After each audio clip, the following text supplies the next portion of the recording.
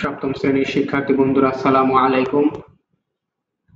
তোমাদের আজকের ক্লাসটা শুরু হচ্ছে, দেখো যে জলবিদ্যুৎ চিনি এই অধ্যায়ের এই যে 176 নম্বর পেজটা থেকে।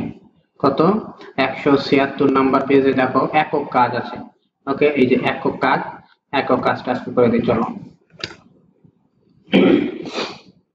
দেখো, প্রথমে আমাদের এখানে 6টা ক্রমিক নাম্বার 1 থেকে 6 পর্যন্ত আমাদের করতে হবে। তো এখানে কি কি আছে? বৃত্তের ব্যাসার্ধ, ব্যাস, পরিধি। আর সি বাই ডি মানে হচ্ছে সি তে দেখো পরিধি ভাগ ব্যাস। তাহলে এইটা সবসময় কিভাবে দেখো আমি করে দিচ্ছি আগে। তো বৃত্তের ব্যাসার্ধ দেওয়া আছে কত? 7 সেন্টিমিটার। তাহলে বৃত্তের ব্যাস কত হবে? 2 গুণ 7। 7 দুগুণে কত? 14 সেন্টিমিটার। ওকে, 14 সেন্টিমিটার হবে। আশা করি বুঝতে পারছো।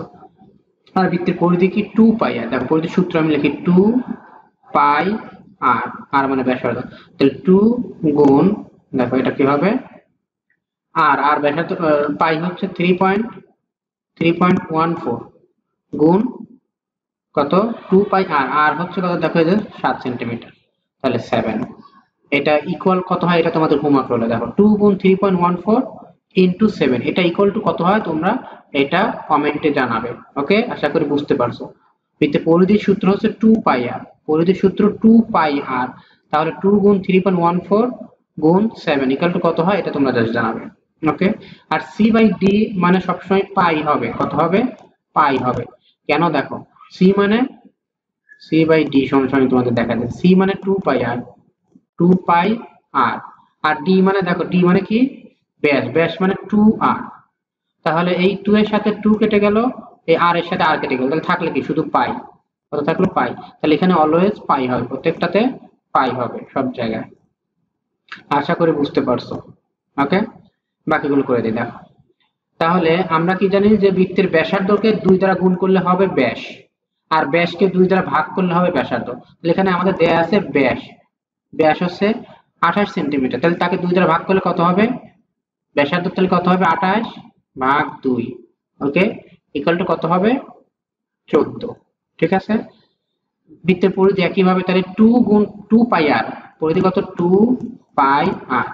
তাহলে কত? 2 ইন্টু আর কত? 14 আর পাই হচ্ছে 3.1216 3.14। এটা হচ্ছে দেখো পাই গুণ আর হচ্ছে কত?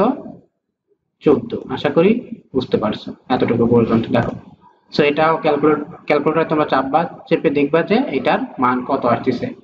পারলে তোমরা কমেন্টে জানাবে। ওকে, আচ্ছা 1 এবং 2 করলাম। তো 3 করার আগে আমি আগে 4টা করে দেই। দেখো ব্যাসার্ধ দেওয়া আছে 5.2 সেন্টিমিটার। তাহলে ব্যাস কত হবে? ব্যাস 2 গুণ 5.2, অর্থাৎ এটাকে 2 দ্বারা গুণ করতে হবে। তাহলে কত হয়? 5 দুগুণে 10 পয়েন্ট, 2 দুগুণে 4, 10.4। এটা হচ্ছে ব্যাস। ওকে, আশা করি বুঝতে পারছো। তাহলে বৃত্তের পরিধি কত হবে? পরিধি মানে 2 পাই আর। 2 ইন্টু পাই কত? আমি ডিরেক্ট মান বসাচ্ছি। পাই মান 3.14 ইন্টু আর কত? 5.2। দেখো ব্যাসার্ধ আর হচ্ছে 5.2। ওকে, সো বৃত্তের পরিধির সূত্রটা তোমরা একদম মুখস্থ করে ফেলবা। 2 পাই আর। 2 ফার্স্টে 2, তারপরে পাই এর মান 3.14, তারপরে আর যা দেওয়া থাকবে। আশা করি বুঝতে পারছো। 5 নাম্বারটা দেখো, বৃত্তের ব্যাস দেওয়া আছে 12।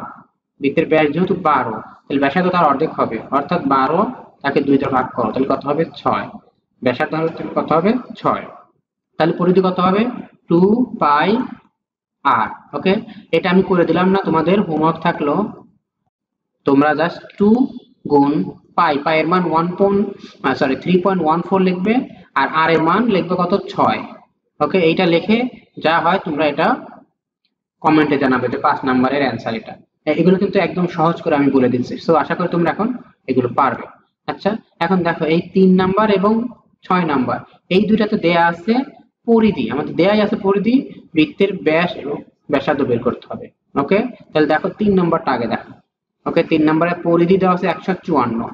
তাহলে পরিধি মানে 2 পাই আর। দেখো আমি এটা করে দিচ্ছি। এখানে আমাদের দেয়া আছে কি 3 নম্বরে? দেখো যে 2 পাই আর ইকুয়াল টু কত? 154। 2 পাই আর ইকুয়াল টু যদি 154 হয়, সুতরাং এই শুধু আর ইকুয়াল টু কি হবে? দেখো আর এর সাথে 2 পাইটা গুণ আকারে ছিল, ওই পাশে গিয়ে তাহলে ভাগ হয়ে যাবে 2 পাই, তার মানে 154।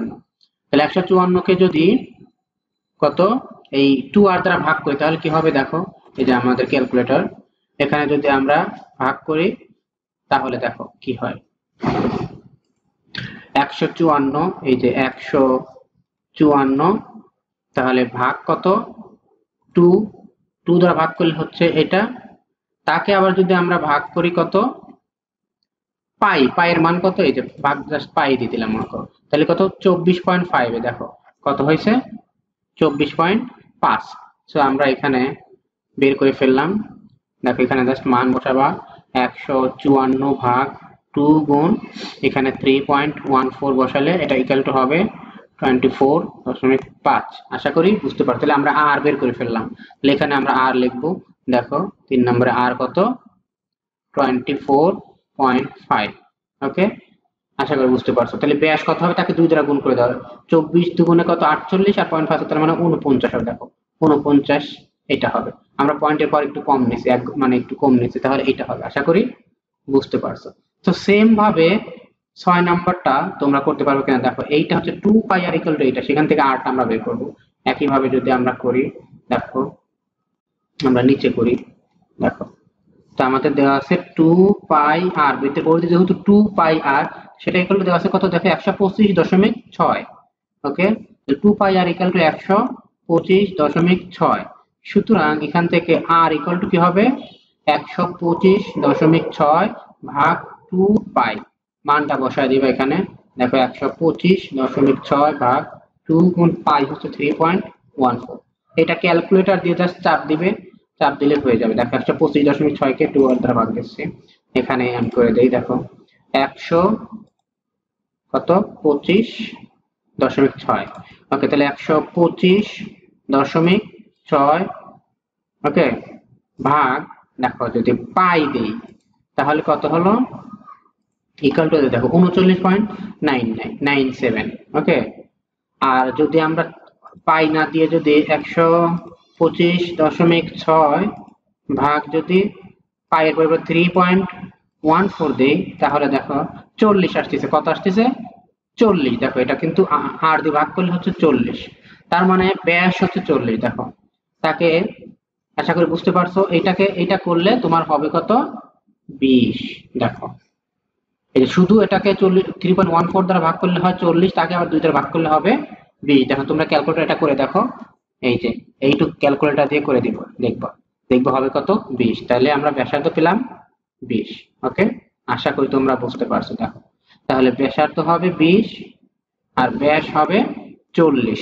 ওকে, আশা করি দেখো বুঝতে পারছো। সো আজকে দেখো আমরা এই যে একক কাজের এই সবগুলো করে ফেললাম, এবং এখানে তোমাদেরকে এই যে কয়টা হোমওয়ার্ক দিলাম, অর্থাৎ তোমরা এইগুলো একটু কমেন্টে জানাবে, ঠিক আছে, যে তোমরা নিজেরাও একটু করার চেষ্টা করবে ক্যালকুলেটর দিয়ে আসলে তোমরা ইউজ করতে পারো কিনা, অথবা তোমরা খাতায় ডিরেক্ট গুণ করবে। ওকে, এইগুলো খাতায় ডিরেক্ট গুণ করতে পারো কিভাবে, এই যে 2.3.14 ইন্টু 7, তাহলে 2 এর সাথে আগে খাতায় ডিরেক্ট গুণ করতে, তাহলে 2 গুণ 7 তাহলে কত 14, 14 গুণ 3.14 গুণ করবে। ওকে, 14 গুণ 3.14 এটা গুণ করবে। এইভাবে দেখো খাতায় যদি করতে চাও তাহলে কিভাবে করে আমি দেখা দিই, 14 ভাগ তাকে গুণ করবো কত 3.14, তাহলে এখানেও পয়েন্ট দিয়ে শূন্য শূন্য দিয়ে নিবা, দিয়ে এভাবে গুণ করবে। ওকে, আশা করি বুঝতে পারছো, অথবা ক্যালকুলেটর দিয়ে করতে পারো। সো আজকে ক্লাসটা এই পর্যন্তই, দেখা হয় পরে ক্লাসে। সকলকে ধন্যবাদ।